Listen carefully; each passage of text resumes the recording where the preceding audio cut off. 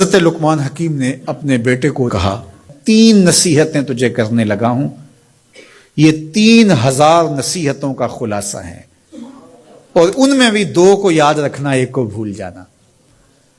تو بیٹا ہمتن گوش ہو گیا، تو حضرت لقمان بولے جو نیکی کی ہے اس کو بھول جانا، جو نیکی کی ہے اس کو بھول جانا، اور موت کو اور اپنے رب کو یاد رکھنا۔ یہ میری ساری نصیحتوں کا خلاصہ ہے۔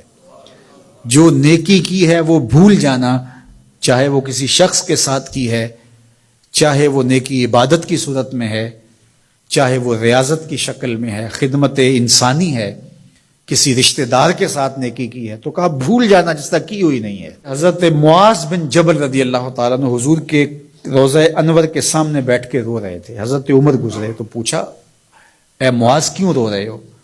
کہا صاحب مزار کا ایک فرمان یاد آیا جس نے رلا دیا۔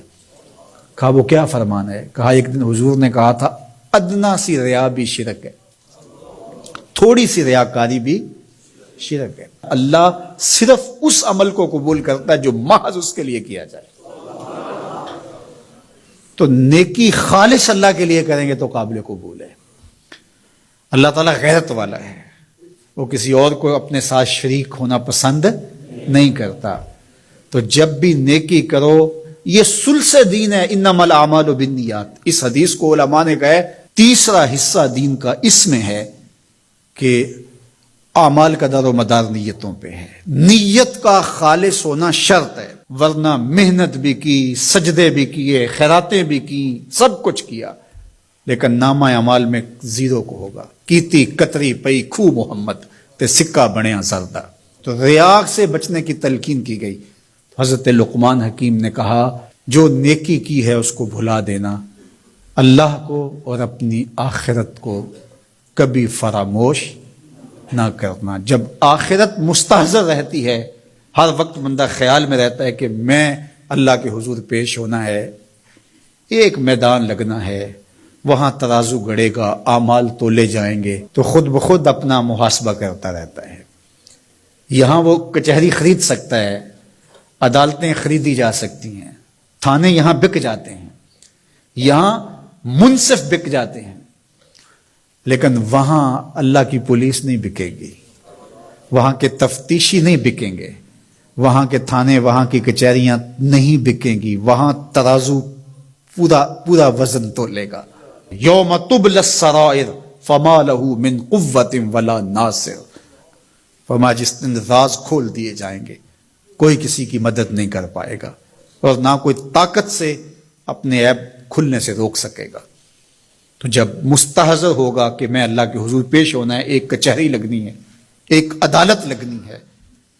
آج مکار آدمی، جھوٹا آدمی، خائن آدمی، بد کردار آدمی بچ کے نکل جاتا ہے، عدالتوں کو چکمے دے جاتے ہیں لوگ، عدالتیں خرید لیتے ہیں، دھمکا لیتے ہیں، سب کچھ ہو جاتا ہے اس دنیا میں۔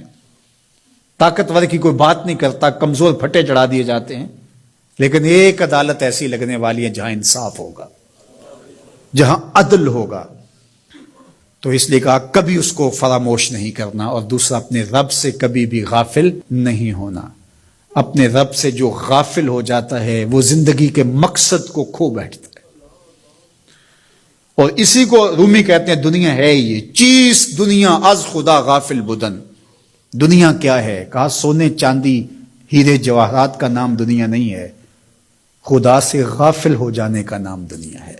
تو اس لیے اللہ کے ذکر سے، اس کی یاد سے، اس سے کبھی بھی غافل نہیں ہونا چاہیے۔ اور اگر کوئی اس سے غافل ہو گیا تو سن لو وَلَا تَكُونُوا كَالَّذِينَ نَسُوا اللَّهَ فَأَنسَاهُمْ أَنفُسَهُمْ اولئک هم الفاسقون۔ کہا ان لوگوں کی طرح نہ ہو جانا جو خدا سے غافل ہو گئے۔ تو جب وہ خدا سے غافل ہو گئے، اللہ نے انہیں ان کی ذاتوں سے بے خبر کر دیا۔ کسی نے کہا اقبال سے کہ تو نے خود ہی کا سبق کہاں سے لیا تھا؟ کہا قرآن کی اس آیت سے لیا تھا۔ اور یہ بات ذہن میں بٹھا لیں، اپنے لیے بھی اور اپنی اولادوں کی طبع میں راسخ کریں جیسے بھی ہو سکے، کہ ایک چیز کو بھول جانا ہے، جو نیکی ہو گئی بھول گئے، اور اللہ کو بھی یاد رکھنا ہے اور آخرت کو بھی یاد رکھنا ہے۔ یہ چیز یاد رہ گئی تو سمجھ جاؤ خیر ہے، اور اگر یہ 2 چیزیں